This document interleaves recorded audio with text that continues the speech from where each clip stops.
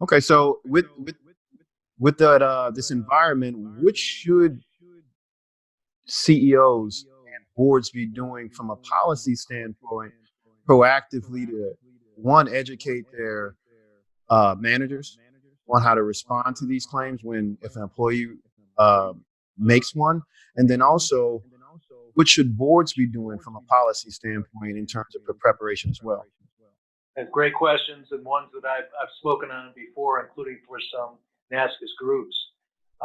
The traditional way that employment lawyers like me have dealt with sexual harassment is through advice when issues come up, but Mhm. also through preventive training. And so I have worked with a large number of groups and individual credit unions and companies to provide them with management with the ideas about what is sexual harassment, how does it work, how do we avoid inadvertent misconduct that could result in a claim, and Mhm. how do we make sure that it's a workplace that's welcoming and productive for all employees, and not with the distraction of sexual harassment or other kinds of harassment. So that training tends to push out to all management, and then members of management or HR will then push it out to line employees as well. So that's a training preventive piece that's very important, and many companies have that going on now. So One that's top, first step. one topic that honestly I can say personally was difficult for me to understand, and it took one of my fraternity brothers who's a psychologist to explain to me is the concept of power dynamics and how they apply in the workplace when someone that's a manager of someone um, in a higher position, either they're in a conference situation or in an after work situation, leans into an employee and asks them for something or comes on to them, that the nature of their that individual being a manager asking a subordinate that creates a power dynamic that could create a sexual harassment claim. Could you go into that a little bit further for the viewers, so just to make sure that individuals understand this? Because people go to conferences, people have work outings, and I'm not sure on both sides, both the male and if you properly understand what that means. Sure, there's actually two different kinds of sexual harassment that's recognized by the courts and by the agencies. One is the kind you're talking about with the power dynamic, and they call that quid pro quo, which, if you recall from your high school Latin, means this for that. It's offering or trading sexual favors for job benefits, Mm-hmm. and almost always that's somebody who has authority and power over someone who has less authority or power. Often it's extorting or extracting or attempting to create a relationship that is unwelcome to the subordinate person. So that does happen. That's very common in some scenarios. I think it's less so than it used to be. Mm-hmm. And so the kinds of situations you're talking about with the power dynamic very important. That's only one of two kinds of sexual harassment, though. The other kind, and you'll hear this word all over the place, is the hostile environment sexual harassment. Mm-hmm. And hostile environment has so many colloquial meanings at this point that it's lost some of its legal meaning. What sexual harassment is from a hostile environment perspective is conduct of some kind that is sexual in nature and is either severe or pervasive, and which causes harm to an individual. Okay. So the important things there are severe or pervasive.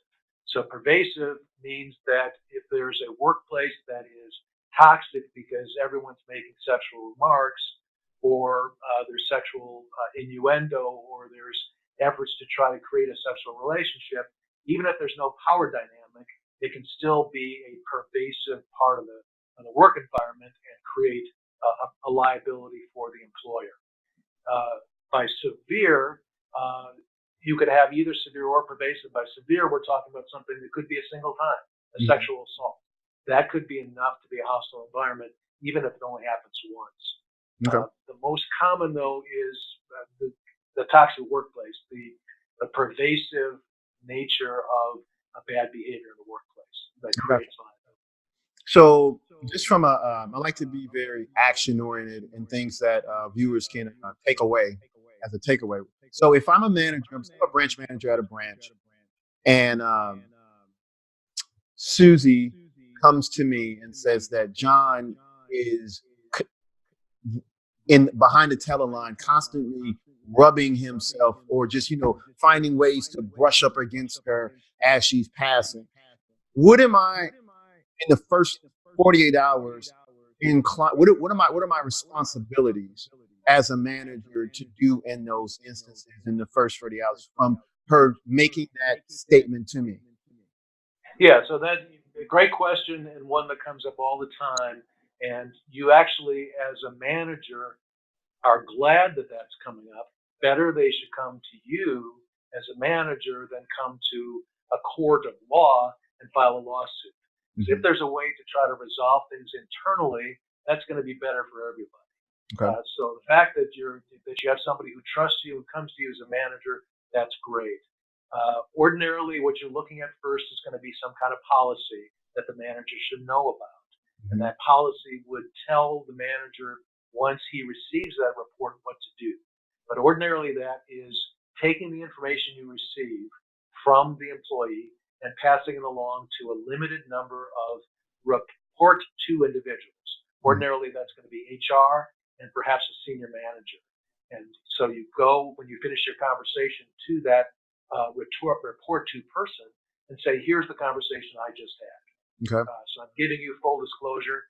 Then you stand down and allow HR to conduct an internal investigation, either with an outside person or with someone within HR, to gather the facts and try to determine what actually happened. Report those facts up to the decision maker, which could be whoever the branch manager is. More likely, it's going to be someone in senior management, and decide what to do. Mm-hmm. But the important part of that is really the part that you participated in. You took the report and you brought it on to the people who know how to deal with it. Right. What you don't want to do is have you as the branch manager go out and do your own investigation. Okay. That would be undermining, and you're not trained for that. You're trained to operate your branch, not to conduct investigations. Okay.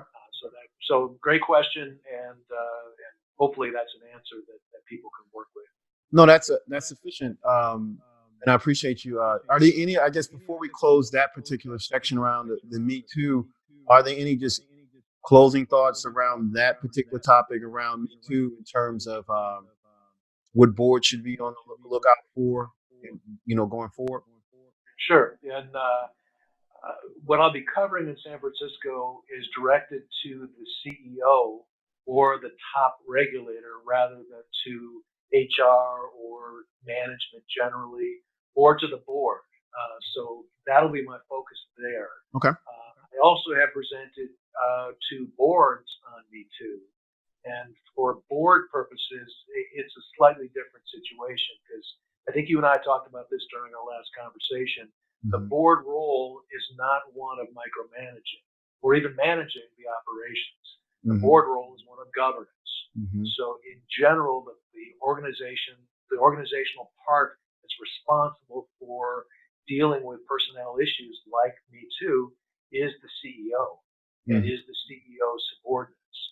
So I try to tell boards that in general they should not be involved in most kinds of investigations, most kinds of harassment issues, Mm-hmm. with a couple exceptions. Mm-hmm. One is under some circumstances, a board member may get a visit or a call or an email from an employee Mm-hmm. saying, here's something I'd like to share with you as a board member.